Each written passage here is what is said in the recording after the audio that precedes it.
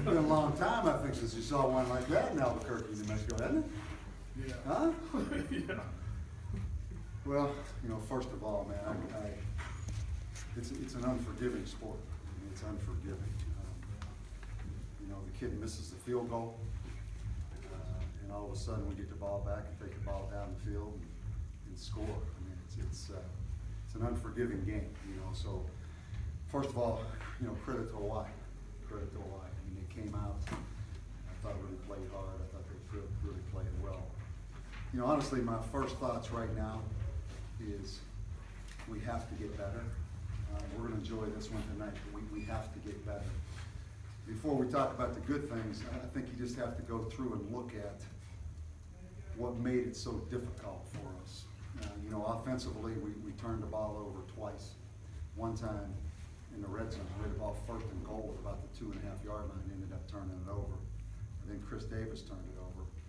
Then we had a 4th and 1 where we converted, but because the snap was low, Lamar had to get down and be on the knee, so it was ruled dead. Then we had a 3rd and 1 where we had a false start.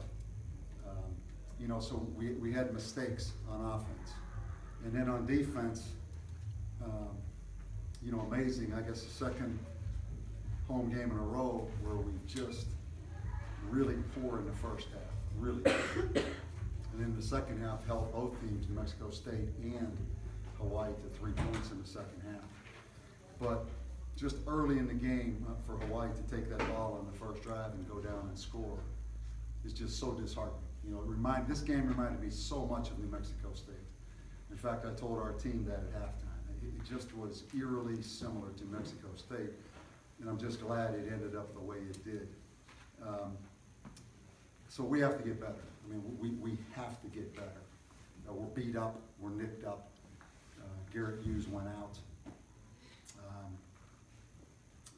Then we had the 2 defensive backs that we suspended this week because they refused to accept people trying to help them and people monitoring their classes, and we did what we had to do. But with all that said, what a great win. What a great win, because it was really tough in the first half. We talked to our team about not letting the team come in here and dance on our field and have fun. But at the end of the first half, they were the ones having all the fun, and they were doing the dancing. Really proud of our receivers coming back, making plays. Obviously, Austin Apodaca came in the game, and you see that he is a gunslinger. Root, the first thing they asked me after the game, they said, "Did you see Lamar?" Lamar was the first kid that was out there hugging Austin Apodaca after the touchdown. So I think that, again, I think we have to improve. I think we've come so far, though, just to be able to win a game like this, and to win a game like New Mexico State. When it's down, it looks gloomy, and just to persevere and keep fighting and keep playing. Again, we have to get better, and that's we all know the schedule from this point on gets really difficult. But let's enjoy this one tonight. It was a heck of a win for the fans that stuck around. I think it was well worth them sticking around. Rick? Could you just talk about the play call on the touchdown? Yeah. Little kind of slant, a little move and go up the seam right there, and we had them. I was surprised they didn't blitz us a little more at the end. They tried to hang in there and play zone, and all the time that we spent that you really haven't seen the results of it in the passing game paid off, because we won a football game because of the passing game. We were able to take that ball at 80 yards there down the field without running the ball one time. And, we put a lot of work into it, and it paid off for us. We felt like we had some things. We were just surprised they didn't come after us a little bit more than man us up a little bit.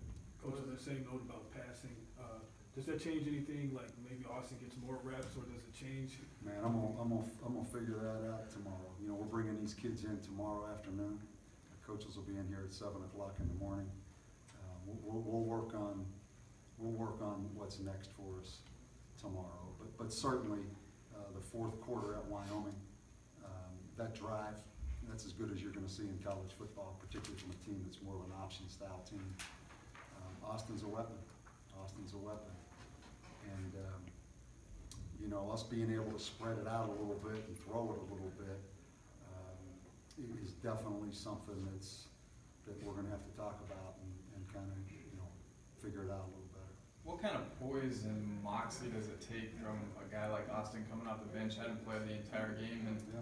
takes his team 80 yards and wins a football game? What kind of poise does that You take? know, I think, you know, when I first came here, that first December, we went and tried to recruit Austin. You know, I went straight, he's one of the first homes I was in, was Austin Apodaca's home. He had already committed to Washington State. And we had him wobbling, because, you know, first of all, with a last name like Apodaca, it's a pretty good place to play college football. Fell in love with him, the kid dad. You know, his dad's a coach. His mom's a heck of a lady, she's a hairdresser. Great family, and then we stayed on him, you know, when he left Washington State. That's what he is. You know, he's a gym rat, son of a coach. So, you know, to come in off the bench cold like that, you're right, you know, and have to be able to do that and do it. He's got some gunslinger in him. He does, he really does. Happy for him, you know, because it's been a heck of a journey for him. And then come here and, you know, it was us and Vanderbilt at the end in recruiting, and our offense didn't totally fit what he does. But he felt so strongly about our staff and what we were doing here that he came. So I've got tremendous respect for him because he's come into a system that may not be the absolute best for him, but he felt strongly about this program, and I appreciate that. It's good to see him have success. So when he is on the sideline, the whole game comes in that last drive, is there something you tell him on the sideline, or the assistants, or anything you Tell tell him, him? go get it, man. Now, you know, if there's ever been a guy, here he is, he can answer it. He's in the game. I mean, he's like a coach. Every play that's called in that game, he knows, he hears all the adjustments. He's a guy that, again, you know, he's totally prepared to come in under any situation, just because he's gonna be a great coach. I told him that when I recruited him. I said, you're gonna be a coach for me, regardless of how this turns out. So, you know, Austin's gonna be ready anyway. What was the difference in the second half defensively? Pride. You know, I just said at halftime, man, this is personal now. This is personal. And I never use the word embarrassing because guys play their butt off, you know. But it was personal. We couldn't cover him. The kid was running up and down the field on us. It was personal. I mean, it was personal. And the kids knew that too. Coach, did you dance again? You know what I did? I gave him a little taste. But then I gave him a little bit just to get it going. But then I called it up and I said, now we're gonna get real. I said, I want Cosgrove and DeBess. So maybe that's on video somewhere, but it was pretty impressive for a couple of white dudes getting down. Yeah.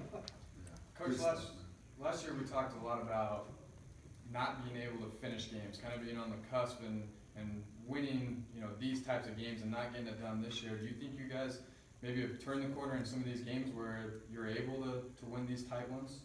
You know, I think it always comes back to defense. We were able against New Mexico State and able tonight to get some stops, create a couple turnovers and get off the field.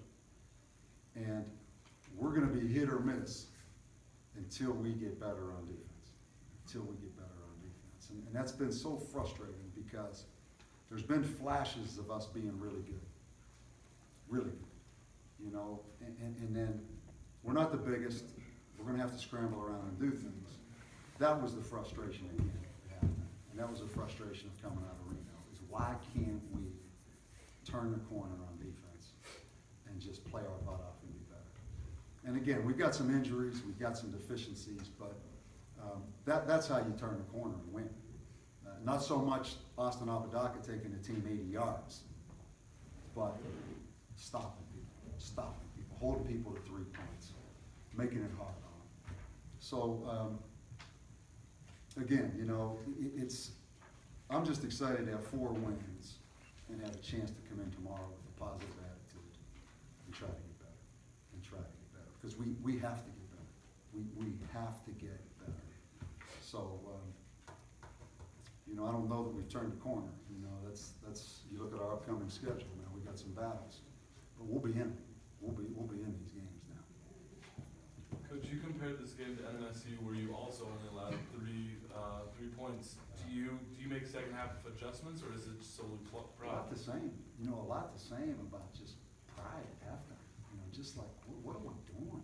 You know, we got a chance in our stadium to play better than we're playing, and we're not playing good in the first half.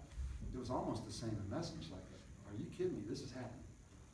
You know, we practice so good, we got guys that do the right things, coaches up here all hours of the night, and then we come out there and we look bad. You know, and it was the same thing again in the first half. You just say like, are you kidding me? Is this really happening again? And, you know, again, we bowed up a little bit in the second half and made some plays. There wasn't one X and O thing different in the second half of New Mexico State or the second half tonight. It's the same guys, it's the same call, it's the same team. And, you know, just the maturity level, just jumping up and seizing an opportunity. You know, I'm still not sure we quite have that, you know? And that's the next piece of it. And that's why tomorrow's big. You know, I want to get in here tomorrow, get this game over with, get the tape away, and just move on to San Jose. And you know, just to see if we can get better. Could you talk about how Lee Crosby played? He's a piece of work, man. He is he back here? Yep, he's there. Where's Lee? You ever intercepted a ball before? You know how to put that ball away and not take that helmet off? Lee's a playmaker. You know, we moved him from corner to nickel, and there's a lot of teaching that goes into that, and I appreciate him. Here's the key, man. We were able to redshirt him last year. Somehow we were able to redshirt him. And don't minimize what that means. To have some guys that you don't have to play every guy right away. And he's a better player because he redshirted.